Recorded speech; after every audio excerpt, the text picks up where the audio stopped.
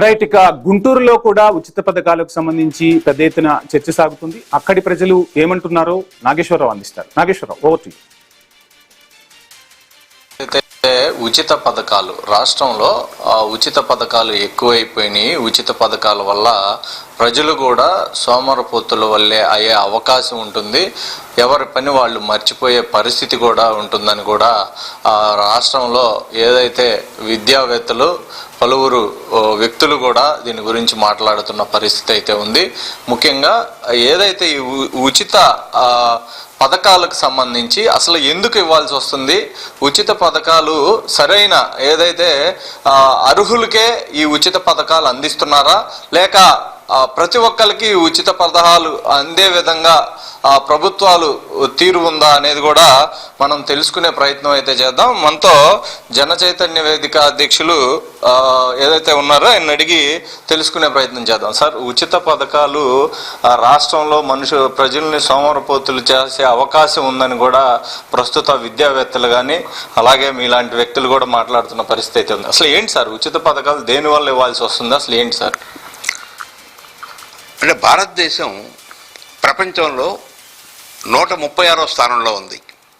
తలసరి ఆదాయంలో కానీ, లేక ప్రజల జీవన ప్రమాణ స్థాయి కానీ, లేక ఆనంద సూచిక కానీ ఏవి తీసుకున్నా కూడా 100 ఇండెక్స్ తర్వాతనే ఉన్న పరిస్థితి. ఒక జనాభా విషయంలోనే మొదటి స్థానంలో ఉంది. భారతదేశంలో 1% ప్రజల చేతుల్లో, 1% ధనవంతుల చేతుల్లో 40% సంపద ఉంది. 50% ప్రజల చేతుల్లో, అట్టడుగున్న వారి చేతుల్లో 10% కూడా సంపద లేదు.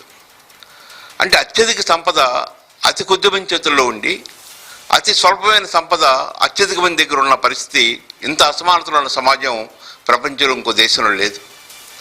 అందుకనే ఈ దేశంలో అసమానతలు తగ్గాలంటే పేదవాడు పౌష్టికాహారం తీసుకోవాలన్నా, మంచి విద్యని మంచి వైద్యాన్ని పొందాలన్నా ప్రభుత్వం అండగా ఉండాల్సిన అవసరం ఉంది. ఉత్పాదక రంగానికి ఎక్కువ అవకాశాలు కల్పించకుండా మనం పెట్టే పెట్టుబడి తద్వారా అది ఉత్పాదక వ్యయంగా మారకుండా, అంటే దాని ద్వారా తిరిగి ప్రతిఫలం రాకుండా, దాని ద్వారా తిరిగి ఉద్యోగాలు రాకుండా, సంపద సృష్టించకుండా అనవసరంగా పెట్టే ఖర్చులను తగ్గించుకొని తిరిగి సంపద సృష్టించే ఖర్చు పెరగాలి. అంటే ఉత్పాదక వ్యయం పెరగాలి, బడ్జెట్లో మూలధన వ్యయం పెరగాలి. కానీ మూలధన వ్యయం పెరగకుండా ఇతర వ్యయాలు విపరీతంగా పెరుగుతూ ఉన్నాయి. ఈవెంట్స్ పేరుతో వందలాది వేలాది కోట్ల రూపాయలు ఖర్చు పెడుతూ ఉన్నాం. అమరావతి రాజధాని పేరుతో ఇప్పటికే 50-60 వేల కోట్ల రూపాయలు అప్పులు తెచ్చి ఖర్చు పెడుతున్నాం. మరొక 2-3 లక్షల కోట్ల రూపాయలు ఖర్చు పెట్టాల్సిన పరిస్థితి. దేశవ్యాప్తంగా కొద్ది బడా కంపెనీలకి దాదాపు 18 లక్షల కోట్ల రూపాయలు బ్యాంకుల నుంచి రుణాలు తీసుకొని వారు ఎగ్గొడితే వారందరినీ గౌరవంగా చూస్తున్నాం. వారికి ఎంపీ టికెట్లు, లోక్సభ రాజ్యసభలో టికెట్లు ఇచ్చి వాళ్ళని సమాజంలో చాలా గొప్ప వాళ్ళగా చూస్తూ ఉన్నాం. సార్, ఇవన్నీ కూడా అభివృద్ధిలో భాగంగానే ముందుకు తీసుకువెళ్తున్నామని ప్రభుత్వాలు చెప్తున్నాయి. అసలు ఏందంటారు మరి? అంటే చూడండి, ఒక 18 లక్షల కోట్ల రూపాయలు కొద్దిమంది ధనవంతులకి బ్యాంకులు డబ్బులు ఎగ్గొట్టే అవకాశం కల్పిస్తే అది అభివృద్ధిలో భాగం ఎలా అవుతుంది? ఆ ఎగ్గొట్టిన వాళ్ళందరినీ లోక్సభలోనూ రాజ్యసభలోనూ సీట్లు ఇచ్చి వాళ్ళ మంత్రులుగా, ముఖ్యమంత్రులుగా మారుస్తూ ఉంటే దాన్ని అభివృద్ధి ఎలా అంటాం? విద్య కోసం, వైద్యం కోసం, ఉపాధి కోసం, నైపుణ్యాల పెంపుదల కోసం ప్రభుత్వాలు ఇచ్చే ఏ రాయితీ కూడా అది ఉచితంగానో వృధా అయ్యేదిగా చూడకూడదు. అమెరికా లాంటి, ఇంగ్లాండ్ లాంటి యూరోప్ దేశాల్లో కూడా, బాగా అభివృద్ధి చెందిన దేశాల్లో కూడా 12వ తరగతి వరకు ఉచిత విద్య, ఆధునికమైన విద్య, నాణ్యమైన విద్యని ఉచితంగానే ఆయా ప్రభుత్వాలు ప్రజలందరికీ అందిస్తూ ఉన్నాయి. చాలా యూరోప్ దేశాల్లో వైద్యం ఉచితంగానే అందిస్తున్న పరిస్థితి. ఎందుకని? సమాజంలో ముందుకెళ్ళాలంటే, ప్రజలు ముందుకెళ్ళాలంటే, వారి జీవన ప్రమాణ స్థాయి పెరగాలంటే, వారి యొక్క నైపుణ్యాలు పెరగాలి, వారి విద్యాస్థాయి పెరగాలి, వాళ్ళ ఆరోగ్య పరిస్థితులు పెరగాలి. అందుకోసం ప్రభుత్వాలు ముందుకు వస్తూ ఉన్నాయి. అమెరికా లాంటి చోట్ల 80% సబ్సిడీ ఇస్తుంది రైతులకి.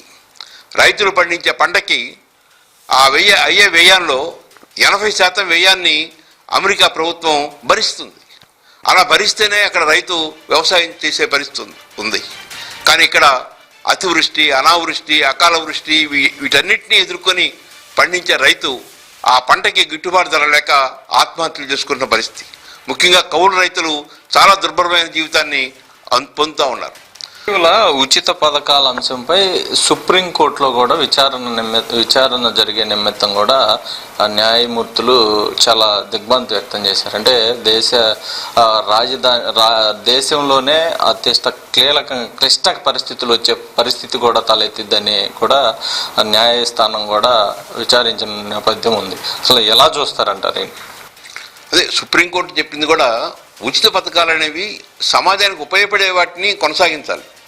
సమాజానికి ఉపయోగపడకుండా, ప్రజలకు ఉపయోగపడకుండా కేవలం ధనవంతులకు మాత్రమే ఉపయోగపడే విధంగా, దుర్వినియోగ విధంగా అది ఒక ఓట్ క్యాచింగ్ యాక్టివిటీగా, అంటే ఓట్లను రాబట్టుకోవడానికి ఉపయోగపడే తాయిలాలుగా మాత్రమే దాన్ని చూడకూడదని సుప్రీంకోర్టు చెప్పింది. దాంతో నేను ఏకీభవిస్తున్నాను.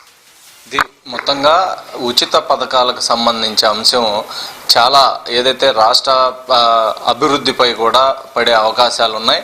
అలాంటిది ఉచిత పథకాలు ఎవరైతే అర్హులు ఉన్నారో వాళ్ళకే చెందే విధంగా, అదేవిధంగా వైద్యం, విద్య ఉచితంగా అయితే అర్హులైన వారికి మాత్రమే ఆ రెండు కూడా అందే విధంగా ఇస్తే గనక దేశం మొత్తం కూడా బాగుపడుతుంది.